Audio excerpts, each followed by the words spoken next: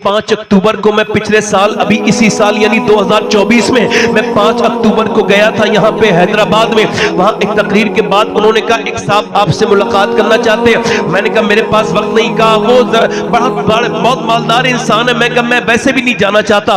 वो कह लगे नहीं वो बीमार है आ नहीं सकते, इस वजह से आपको बुलाया है, आपकी तकरीर बहुत सुनते हैं। मैं ठीक है, मैं चला गया। मैं उसके जब घर पहुंचा तो उसका बंगला मेरे हिसाब से जितना मैंने आइडिया किया तकरीबन 40 से 35 करोड़ का उसका बंगला होगा।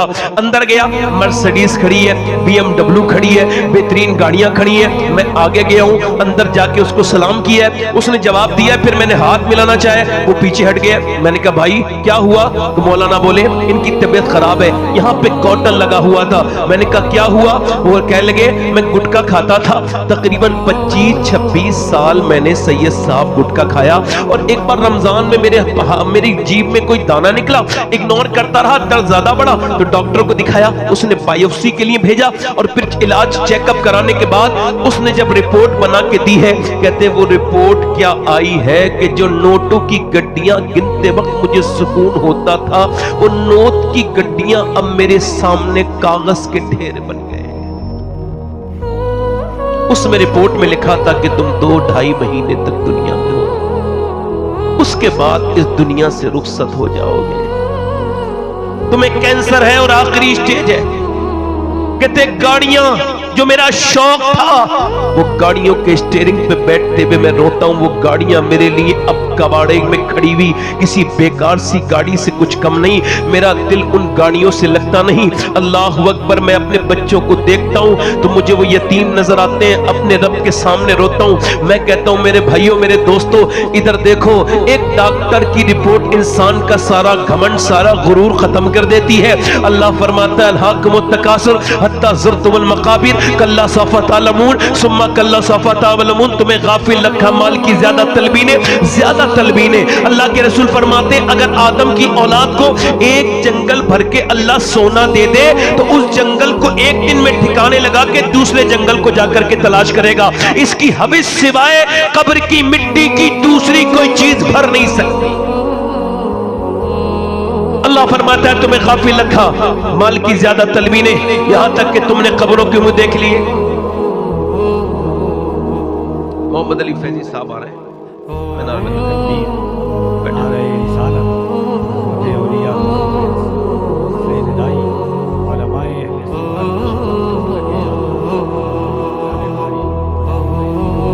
आज दुनिया की चीजों में अंधे रहने वालों, ये दुनिया एक दिन खत्म होने वाली है, ये कुछ भी नहीं है, ये धोखा है। अल्लाह फरमाता है तुम्हें गाफिल रखा माल की ज्यादा तलबीने, यहां तक कि खबरों के में देख लिए। फिर कहता है कल्ला सौफा तालमून सुम्मा कल्ला सौफा तालमून। पहले उसने ये कहा कि तुम हाँ जान जाओगे, फिर हाँ जान जाओगे, यानी सुम्मा कहा। मौला अली से पूछा गया ये 2 बार एक ही बात को रब ने कहा और दूसरी मर्तबा फिर सुम्मा इस्तेमाल किया, इसका मतलब क्या है? फरमाया जो दुनियादार हैं वो कब्र में पहली बार इसका बदला देखेंगे और दूसरा हश्र में इसका बदला देखेंगे, यानी कब्र में भी उनको बड़ी परेशानी होगी, बड़ी अजियत होगी। वो कहता है सैयद साहब मुझे ये दौलत किसी काम की नहीं, ये दुनिया किसी काम की नहीं, ये दुनिया ने दूर कर दिया, रिश्तेदारों से दूर कर दिया, हमारे अजीज से दूर कर दिया, पैसा आया रिश्तेदारी से दूर हो गए, हम दुनियादार बन गए, दुनिया में रह गए। मेरे भाइयों ये दुनिया बड़ा जलील कर देती है इंसान को। वो कहता है सैयद साहब मैंने पहले भी नमाज पढ़ी थी, मगर अब जब सजदे में सर रखता हूं तो मेरे आंसू बहुत तेजी के साथ आते हैं। रब के सामने अर्ज करता हूं मेरे मालिक, मेरे करीम, मेरे रहीम, मेरे जल्दी बोलो क़यामत आ जाएगी। उसका सगा भाई था, वो इंतकाल हो गया था, उसके बच्चे थे, एक बच्ची 12-13 साल की और छोटी बच्ची 9 साल की, छोटा बच्चा 5 साल का। घर टूटा हुआ था मगर ये अपनी बीवी के डर से उसके घर नहीं जाता। बीवी ने न जाने कौन सी ऐसी नफरत फैल इसके दिल में पैदा की थी, मगर जब मौत करीब आने लगी ना तो रात को सो नहीं पाया। बारिश हुई तो पड़ोस के घर में उसकी भाभी रहती थी, पड़ोस से बर्तनों की आवाज आ रही है, पूरी रात आती रही। इसने कहा क्या हुआ है? बीवी ने कहा जाके खुद ही देखो, मुझे नहीं पता। दरवाजे पे जाके देखा, इसने आवाज दी, डरते डरते जा रहा है, मगर फिर कहा चलो मरना तो है, अपने भाई का हक अदा कर दूं। मेरा भाई के बच्चे न जाने किस हाल में है, मैंने तो कई साल से पूछा तक नहीं, मैं कैसा पत्थर बन गया था। मगर मौत इंसान को नेकी कराती है। मौत के नजदीक जाकर के सारा घमंड खत्म हो गया, तो बोला चलो हक अदा कर दूं। दरवाजे पे जाके इसने दस्तक दी, जैसी दरवाजा खोला, उसकी दरवाजे में दरवाजा खोला, सामने उसकी बड़ी भतीजी खड़ी थी। पहला लफ्ज यही निकला, अम्मी अब बड़े अब्बू आए हैं, बड़े अब्बू आए हैं। माँ भी अपना दुपट्टा संभालते हुए आई और फिर अंदर गया तो एक और भतीजी वो भी करीब आके खड़ी हो गई। इसने दोनों उसके कहा क्या हुआ था रात? बर्तन बड़े बज रहे थे। कहने लगे बारिश की वजह से छत टपकी थी, जिधर पानी आता था उधर से उठा के बर्तन इधर करते थे। एक कमरे में इतना पानी था, सब दिखाया भरा हुआ पानी है। और आगे चल के बोली आप क्यों पूछने आए हैं? आपको तो जमाना हो गया, मेरे बच्चे कितनी मर्तबा रात को भूखे भी सोए, मगर आप कभी नहीं आए, आज क्यों आए हैं? उसने एकदम कहा मैं आपका मुजरिम हूँ, माफी चाहता हूँ, मुझे माफ कर दो। फिर एकदम टेलीफोन करके उसने बुलाया एक ठेकेदार को कि मेरे इस घर को बनाओ, 2 महीने मेरे अंदर है, मेरे पास 2 महीने दिन रात बनाओ, दिन रात बनाओ। और फिर अपने यतीम भतीजे के सर पे हाथ रख के बोला मैं तेरा मुजरिम हूं, मुझे माफ कर देना, मेरे पास इतनी दौलत के बावजूद भी तुमने परेशानी में जिंदगी काटी। उसके सर पे हाथ रखा। अल्लाह अकबर, मदीने की सरजमीन है, एक बच्चा अपनी माँ से कह रहा है। और सुनो मेरे भाइयों, मेरे नबी के अखलाक, मेरे हुजूर के अखलाक सुनो। आजकल किसी मालदार मुसलमान को देख करके इस्लाम के बारे में गौर न करो, इस्लाम के बारे में किसी मालदार पीर को देख करके गौर न करो। इस्लाम में देखना है तो मेरे हुजूर की जिंदगी को देखो। लक़द कान लकुम फी रसूलिल्लाहि उस्वतुन हसना, मेरे महबूब की जिंदगी बेहतरीन नमूना अमल है। मेरे पैगंबर की जिंदगी जरा गौर तो करो। वो आदमी, वो बच्चा अपनी माँ से रो रहा है, यहूदी का बच्चा है, मुसलमान का नहीं है। कहता अम्मा कुछ खाने को दे दे। अब आंखों के नीचे अंधेरा आने लगा। माँ कहती मेरे लाडले, मैंने तो अपनी चादर तक बेच दी, अब मेरे पास कुछ नहीं, तेरी बहन भी भूखी, मैं भी भूखी। बोला मैं अपने चचा के दरवाजे पे जाऊं? का जा हो गया, चचा के दरवाजे पे गया और जाकर के बोला, चचा ने दरवाजा खोला, मैं तुम्हारा खून हूं, मुझे कुछ खाने के लिए दे दो।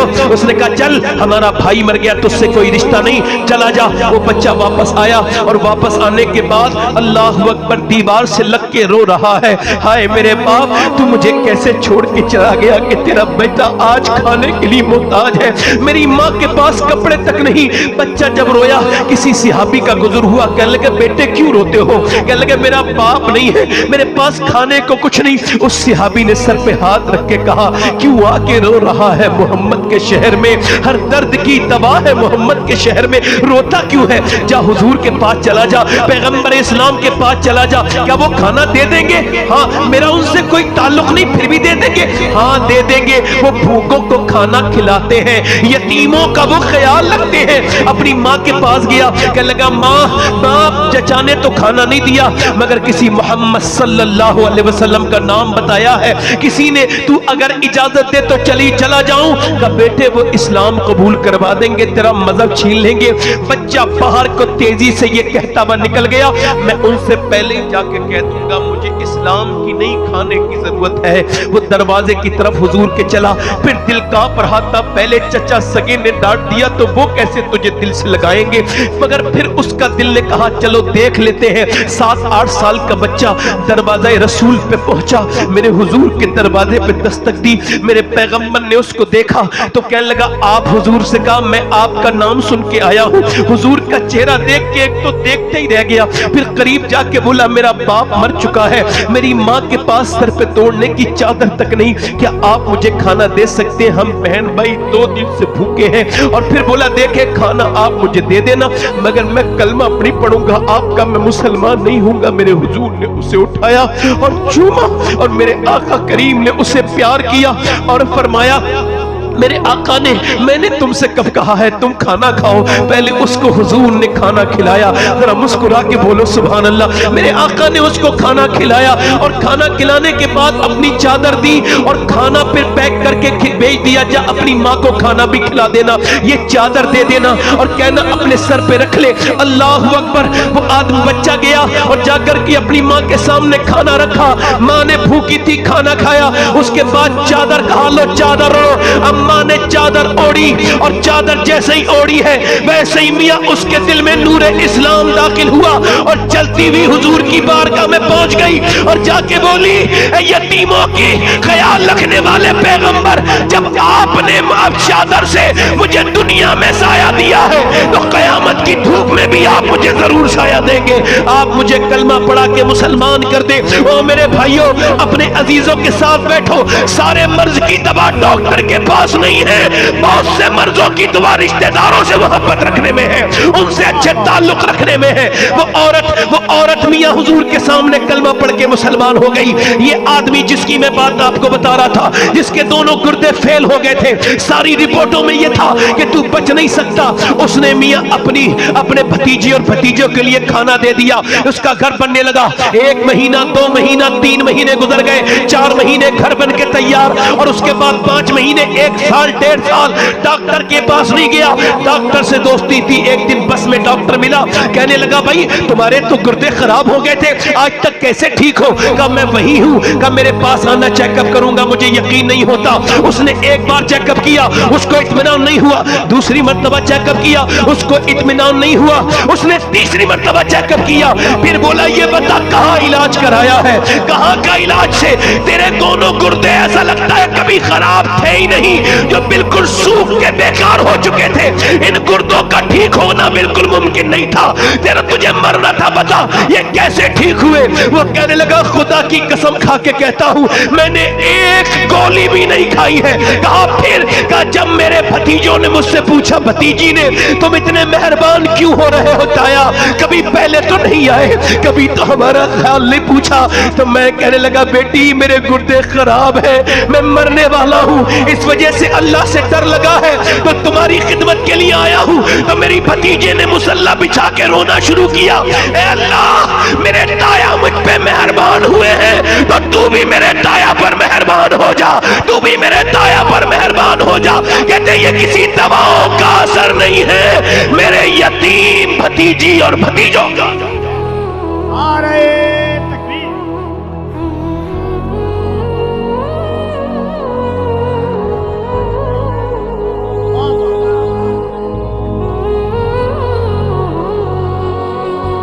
ادھر دیکھو, اے بھائی بیٹھو, ادھر دیکھو, میں ادھر دیکھو.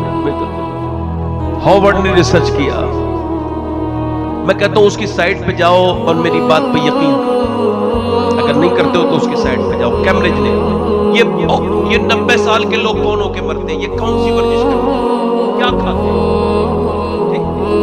انہوں نے پھر یہ کہا کہ ہم نے ان لوگوں کو ریسرچ کیا تو دیکھا کوئی بھی الگ نہیں کھاتے, جیسے سب کھاتے ہیں ویسے. پھر وہ کیئرنگ ہے, خیال رکھتے ہیں, وہ رشتہ داری میں بہت اسٹرانگ ہے, اپنے عزیزوں سے پیار کرتے ہیں, لوگوں کے ساتھ وقت دیتے ہیں, لوگوں کی پریشانیاں سنتے ہیں, رشتہ داروں سے اچھا سلوک کرتے ہیں. اور حضور نے 1400 سال پہلے فرما دیا